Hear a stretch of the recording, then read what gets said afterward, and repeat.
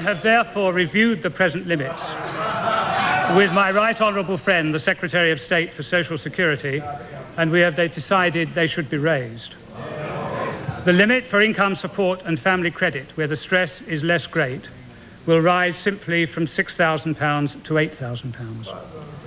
But the problem is most acute for those whose savings disqualify them from housing benefit and from community charge benefit. Labour MPs waving their order papers at that. Grins on the Labour front bench. I propose, therefore, to double the capital cut-off. Order papers waved on both sides. Most popular announcement of the day.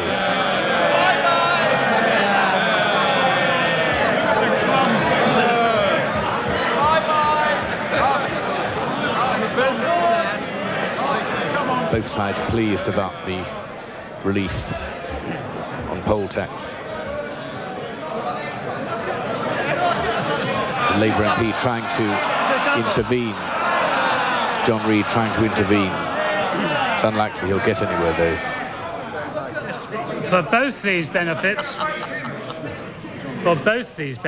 from £8,000 to £16,000, for housing benefit and for community charge. This new limit will be a particular help to couples, but it will also apply to single people and therefore extend help to some widows and widowers who would otherwise continue to be excluded. This measure will benefit.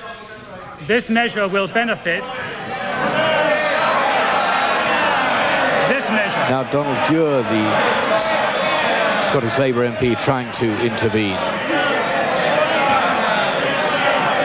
John Major won't give way.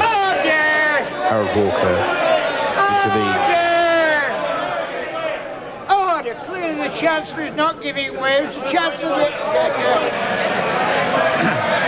Mr. Dewar trying again. Presumably it may be a question to do with keeping Scotland. They can't take it. He's trying once again, though. Mr. Major wants to finish his speech. This measure. Disarray. This minute. Mr. Dewar still on his feet. I'm very sorry to interrupt, Mr. Deputy Speaker, but we are having here an important concession announced at the beginning of the poll tax system.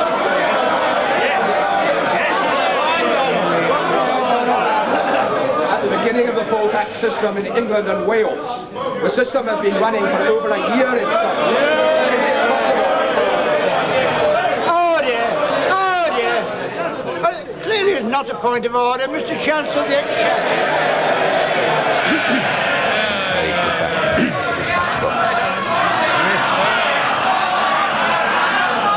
The Labour MP shouting at Mr. Major to answer about the effect on Scotland. This measure will benefit. This measure will benefit around 250,000 people, 2/3 of whom. Point of order, Mr. Douglas. I very much hope that he takes. Now Dick Douglas, independent Labour MP, trying to make another point of order. Chair as Chairman of Ways and Means and Effects. And these are important. These are important tax concessions and tax changes that are being made. A principle of taxation in this country.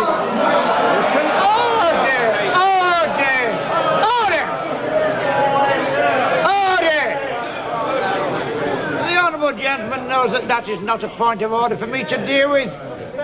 Order. Very anxious to hear what the Chancellor has to say. Mr. Chancellor of the Exchequer. Major tries again.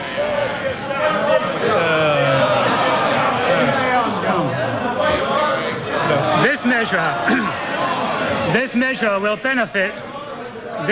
will benefit around 250,000 people, two-thirds of them pensioners, who are at present wholly excluded from benefit. I very much hope that it is. I'll proceed. Another point of order. Order.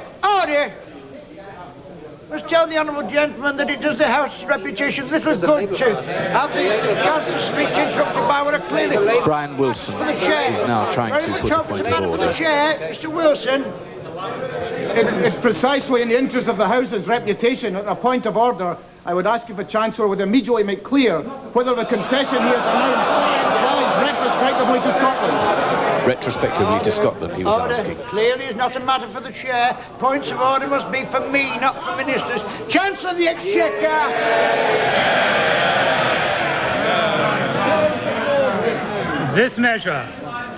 This measure will benefit around a quarter of a million people. Now Jim Sillars, the Scottish Nationalist, is trying. Two-thirds of the pensioners who are at present wholly excluded from benefits.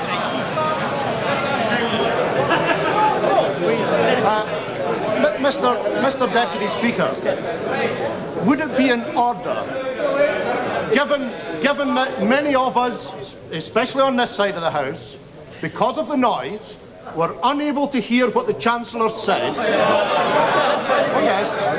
to get him to repeat the last two passages to see whether or not that concession will be retrospective in Scotland, which got the poll tax a year early.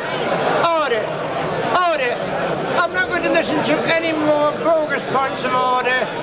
I hope that the honourable gentleman shares my anxiety to hear what the Chancellor has to say. Mr. Chancellor of the Exchequer. Mr. Major once again. For the avoidance of doubt, Mr. Deputy Speaker, I will repeat that this measure will benefit around 250,000 people, two-thirds of them pensioners, who are at present wholly excluded from benefit. The total cost will be £120 million a year, which will be met from the reserve and which will not increase the public expenditure total. To avoid delay, my right honourable friend is laying the necessary regulations today. Conservatives waving their order papers at that.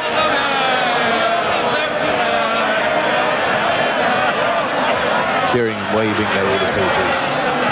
They think that's answered it.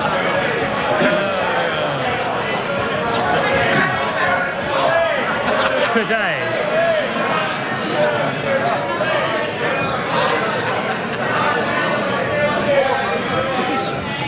Mr. Major trying to calm it all down.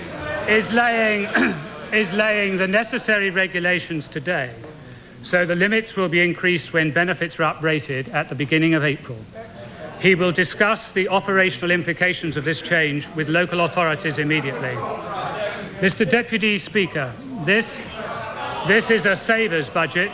It takes no risks with inflation. It further strengthens the public finances. It helps the less well off. It gives women a better deal. It offers help to charities and to sport, and it reduces the tax burden on growing companies. Order! Another Labour Order! who originally started with is trying to make a point of order again. Order! John Reid trying to... Mr. Major sat down. Conservatives waving their order papers. They seem to be pretty pleased with that budget. Maybe they didn't expect it to be as good as they thought it would be. Now Harold Walker is trying to call the House to order, and at the moment a couple of Labour MPs are on their feet trying to raise points of order. Now quite a few MPs are now leaving the chamber to digest that budget, but it certainly seemed to give Conservative MPs quite a deal to cheer about, and at the end the help for savers was a particular welcome by both sides of the House, and in particular the last thing over which there was so much controversy over the business concerned with the increase of savings for people who were claiming benefits. And now we are going to be hearing from the Labour leader Neil Kinnock in a moment. He'll be giving his first reaction to the budget, probably the most difficult speech he has to make in the political year. the amendment of the law motion. He has to give a considered judgment for the opposition, which will get some headlines. Now, just while I was giving you that digest, the Deputy Speaker was giving MPs a rundown on a couple of things they had to approve before they could continue with the budget debate. Now, Harry Ewing, Labour MP. Occupants of the chair, including with respect, sir, yourself, that this is a united kingdom. And what do we do when we find those of us from Scotland in the position that we've been placed in today by the Chancellor, where we've been betrayed by the Secretary of State and the Scottish Tory MPs, and our people... Order! Order! Order! Obviously, this last point announced by the Chancellor is going to be a long-running political issue about the impact on people who have been paying the poll tax in Scotland. Mr. Deputy Speaker, Scotland is governed under the terms of the Act of Union passed by this House of this United Kingdom Parliament. Under the terms of that Act of Union, taxation and benefits should be applied equally. Will the Secretary of State for Scotland make a statement? Order! Order! I'm not responsible for interpreting the Act of Union. Laughter may diffuse the row. Perhaps never can get on to Neil Kinnock. Now Neil Kinnock comes to the dispatch box to give Labour's considered first reaction to